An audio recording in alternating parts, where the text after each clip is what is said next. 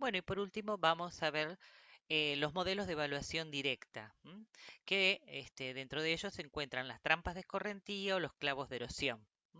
Por ejemplo, las trampas de escorrentía se colocan al final de una parcela en la cual uno desea medir la pérdida de suelo. Como ven aquí en la foto de la izquierda, en la que tiene un pequeño umbral, donde el agua pasa a través del umbral, pero el sedimento o el suelo queda retenido en esta zona. Luego esto termina por pesarse, ¿no es cierto? Y de esa manera se hace una correlación entre, digamos, la precipitación que cayó en la parcela, las características que también tiene la parcela y la pérdida de suelo.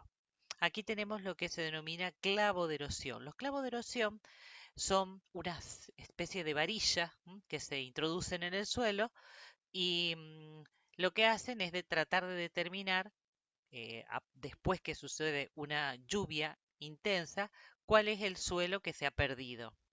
Acá lo vemos mejor. Es decir, por ejemplo, son clavos con rondanas, ¿no? Los clavos con rondanas se colocan por ejemplo, en una sección de una parcela. La roldana debe tocar la cabeza del clavo, ¿eh? Entonces, al perder el suelo, queda un espacio y se puede medir el espesor del suelo que se ha perdido. Las dificultades que generalmente ocurren cuando se colocan estos elementos es la irregularidad a veces que tiene el terreno, que hace a veces que dudemos de la medición, porque generalmente arriba de la roldana también pueden quedar residuos de suelo, entonces se hace más difícil medir. Em, ¿Cómo se determina el suelo perdido, la pérdida del suelo a través de esta ecuación en cual h es la altura de la lámina medida, a es el área medida y DAP sería la densidad aparente del suelo? Siempre los resultados deben correlacionarse con la precipitación caída, es decir, siempre tiene que haber un pluviómetro o un pluviógrafo cercano. ¿M? A veces se suelen colocar los clavos más o menos, digamos, en la sección de la parcela, a lo ancho, digamos, y también a lo largo. A veces se hacen cuadrículas de clavos. Aquí hay otra imagen, fíjense, este es un clavo que, por ejemplo, mide 30 centímetros. Esta varilla puede ser de hierro, puede ser eh, de madera, y lo que se hace a veces se la pinta a una cierta, digamos, altura, y a partir de ahí queda el resto introducido dentro del suelo. Se introduce dentro del suelo, de manera tal que cuando se produce la erosión queda descubierta esta proporción, digamos, del clavo y luego se mide. Lo mismo puede pasar para la sedimentación. Entonces se mide, digamos, este delta H en el cual se ha depositado el suelo. La ventaja es que es un método económico, es sencillo, y se puede aplicar para cuantificar la erosión hídrica laminar de una determinada parcela, ¿no es cierto?, que uno está estudiando. Las dificultades a veces es cuando existe hojarasca o cuando, digamos, la lluvia arrastra esa hojarasca o cuando hay mucha materia orgánica sin descomponer, como puede pasar acá que ven en la figura de la derecha. Y esta es como una especie de calibre que mide el clavo de erosión. Eh, otro método para evaluar de manera directa la pérdida de suelo son las parcelas de escorrentía. Es un método que permite más bien ir viendo y controlando cuáles son los procesos que van ocurriendo en la parcela. Según este autor Hudson, hay, digamos, tres razones más importantes para emplear la parcela de escorrentía. Uno, que son con fines demostrativos, en cual podemos ver efectivamente cómo se va produciendo la pérdida de suelo, sobre todo la laminar. O para hacer estudios comparativos.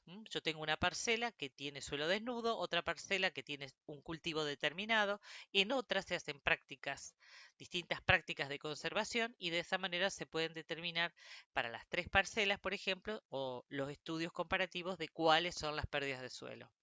O también para tratar de validar modelos. Yo estoy aplicando en un área de estudio un modelo de predicción y la parcela va a ser como una especie de cuenca piloto en la cual yo voy a obtener los parámetros para mi área de estudio, para validar esa área de estudio.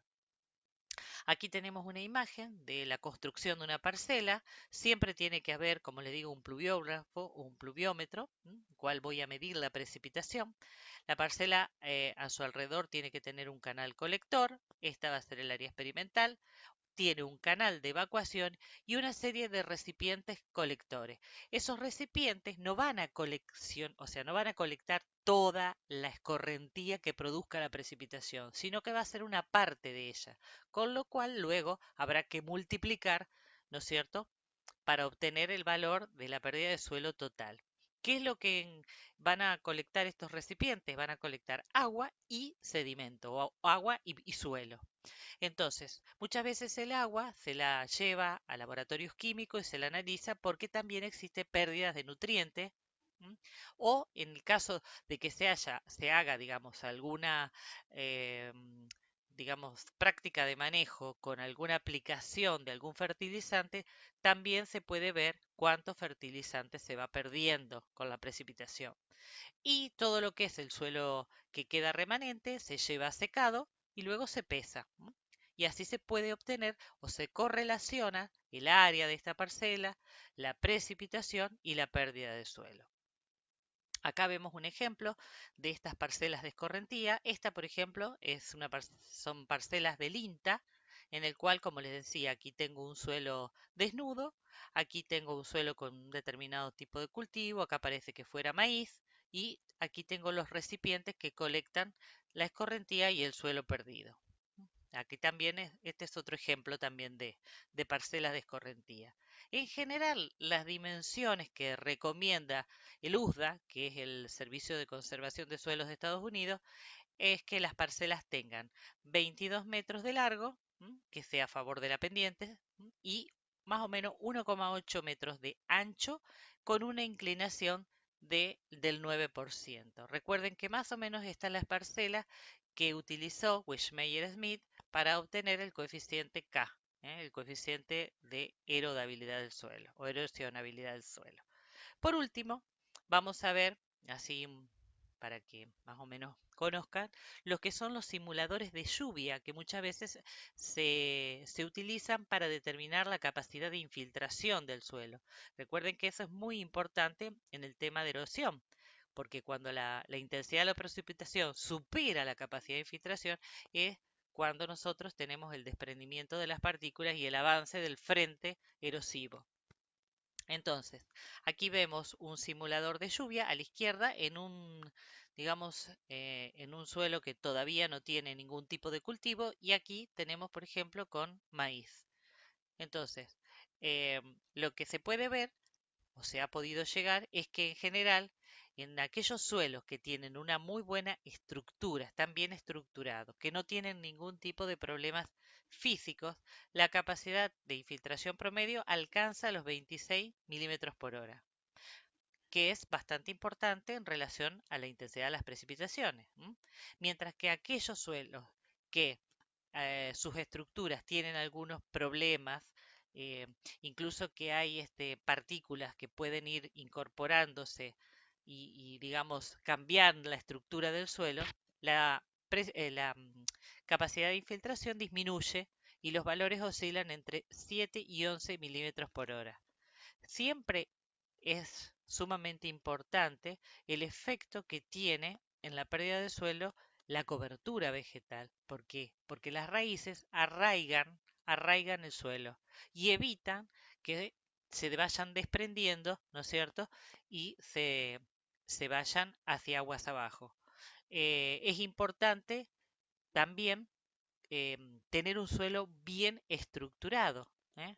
Que la estructura sea lo mejor posible, que tenga materia orgánica y, y bueno, tratando de que no existan grandes pendientes para evitar que la escorrentía arrastre todo el suelo que se vaya perdiendo y si es posible, si se está por hacer grandes cultivos, ¿no es cierto?, en campos, es importante hacer todos estos estudios que generalmente lo hacen los agrónomos para evitar justamente los problemas erosivos.